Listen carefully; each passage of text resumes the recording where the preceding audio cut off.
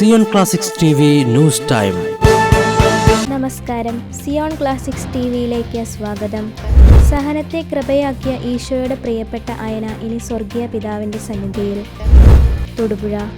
അർബുദം ഉയർത്തിയ കടുത്ത വെല്ലുവിളികൾക്കിടയിലും സുവിശേഷത്തിൻ്റെ തീജ്വാല പടർത്തി അനേകരിലേക്ക് ഈശോയെ പകർന്ന അയന അയ്പ് സ്വർഗീയ പിതാവിൻ്റെ സന്നിധിയിലേക്ക് മടങ്ങി. വർഷം മാത്രം നീണ്ട ജീവിതത്തിൽ ഏകരക്ഷകനായ ഈശോയെ മറ്റുള്ളവർക്ക് പകരാനും സഹനത്തിൻ്റെ മൂർധന്യാവസ്ഥയിലും വേദനകളെ പുഞ്ചിരിയോടെ കൃപയായി സ്വീകരിച്ചതിൻ്റെയും സാക്ഷ്യം അനേകർക്ക് പകർന്ന കാരിക്കൽ അയ്പ് ഷിബി ദമ്പതികളുടെ മകളായ അയന ഞായറാഴ്ച പുലർച്ചെയാണ് സ്വർഗീയ സമ്മാനത്തിന് വിളിക്കപ്പെട്ടത്.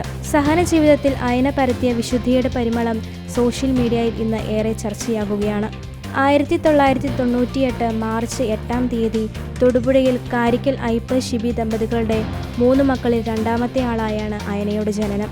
വളരെ ചെറുപ്പം മുതൽ മരിയ ഭക്തിയിൽ ആഴപ്പെട്ട് ഈശോയോട് ചേർന്നുള്ള ജീവിതമാണ് അവൾ നയിച്ചിരുന്നത്.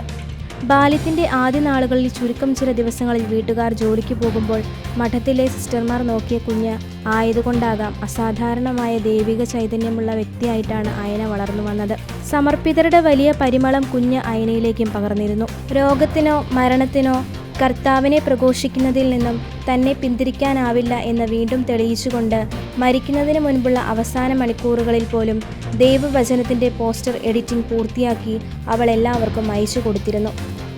ഞായറാഴ്ച പുലർച്ചെ സ്വഭവനത്തിൽ വെച്ചായിരുന്നു തൻ്റെ പ്രാണനാഥൻ്റെ സന്നിധിയിലേക്കുള്ള അയനയുടെ മടക്കയാത്ര. ചിറ്റൂർ സെൻറ് ജോർജ് പള്ളിയിൽ ഇന്നലെ വൈകിട്ട് നടന്ന മൃതസംസ്കാര ചടങ്ങിൽ പങ്കെടുക്കുവാൻ നാട് മുഴുവൻ എത്തിയിരുന്നു. രൂപത chancellor father Jose Kulathur, mission league, KCYM സംഘടനകളുടെ രൂപത ഡയറക്ടർമാർ ഉൾപ്പെടെ വൈദികരും സന്യസ്തരുമായി നിരവധി പേരും അയനയെ യാത്രയാക്കുവാനെത്തി. മൃതസംസ്കാര ശുശ്രൂഷ മധ്യേ ഇടവക വികാരി ഫാദർ ടോജിൻ കല്ലറയ്ക്കൽ നടത്തിയ പ്രസംഗത്തിലാണ് ഇടവകയുടെ വിവിധ സോഷ്യൽ മീഡിയ പ്ലാറ്റ്ഫോമുകളിൽ വരുന്ന അനുദിന വചനങ്ങൾക്കും ആശംസാ സന്ദേശങ്ങൾക്കും പിന്നിൽ അയന ആണെന്ന കാര്യം ഇടവകയിലെ ഭൂരിഭാഗം വിശ്വാസികളും അറിയുന്നത്. സഹനത്തെ കൃപയാക്കി ഈശോയുമായുള്ള ബന്ധം അവികലം കാത്തുസൂക്ഷിച്ച ദിവ്യകാരുണ്യത്തിൻ്റെ വാനമ്പാടി അജ്ന ജോർജിനെ പോലെ അയനയ്ക്കും ഇനി തൻ്റെ സ്വർഗീയ മണവാളൻ്റെ സന്നിധിയിൽ നിത്യവിശ്രമം.